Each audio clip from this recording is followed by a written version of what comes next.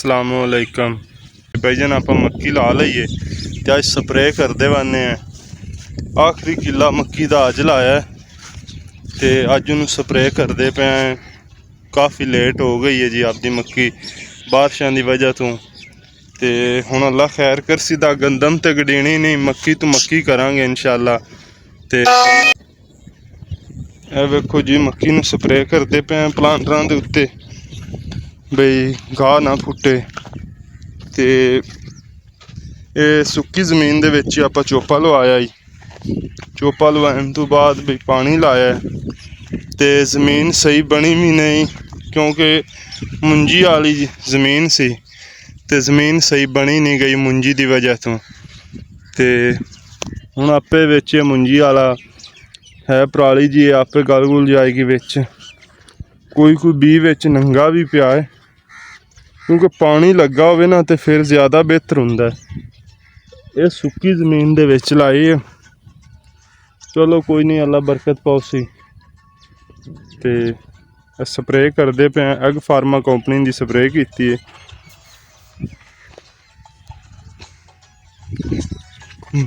मक्की नूं लगी नूं अज तीसरा दिन है, पानी कल आया, स्प्रे अज पे करने हैं। अल्लाह बेहतर करसे। खेड़ी भी नहीं सही पाउंदी, जिथे ज़्यादा होवे ना गंद वगैरह जमीन दे विच, उत्थे सही खेड़ी नहीं बनती।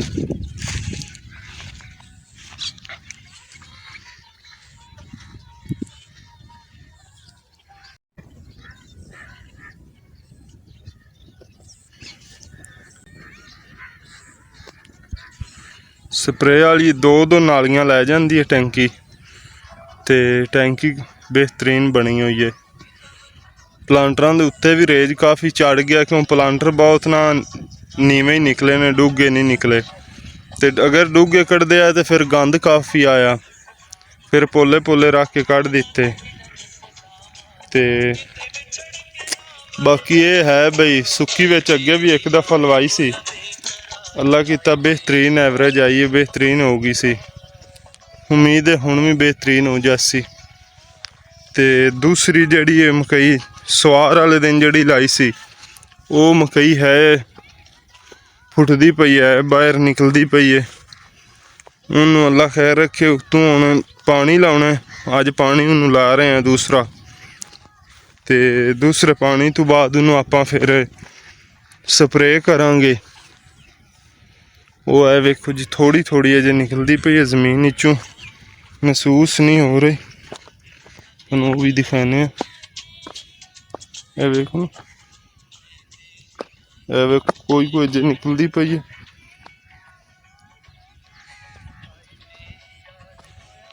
ते